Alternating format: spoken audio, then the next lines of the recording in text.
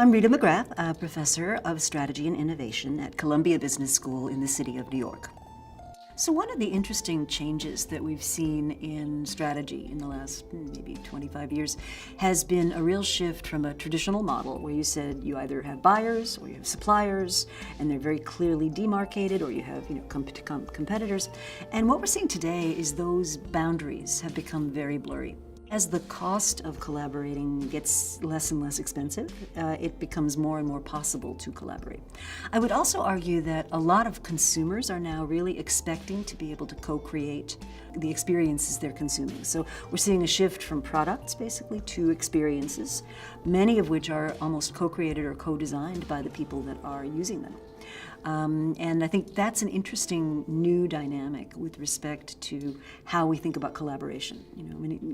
And it's also fascinating because it used to be if you had scarce intellectual property, for example, you would collaborate because that was the secret sauce and you would be afraid of letting that go. What we're seeing today is many companies are very deliberately seeding at technological areas with IP they've created so that it gets uptick and creates a community and an ecosystem around it. So one of the big challenges for senior leaders, many of whom have the roles that they have because they're excellent operators. They've been brilliant at managing the core business, and that's what got them to the top. And so how do they find the time? How do they find the space for innovation? Because in the early stages, when you're not very mature as an organization, your innovation process really does depend on one or two champions. You might have isolated pockets of innovation. There may be somebody who's a true believer and it takes root there, but it's not really a company-wide process. As you begin to mature your process, what we start to see is you have a governance mechanism in place. You have metrics that are appropriate to the challenges of managing uncertain environments.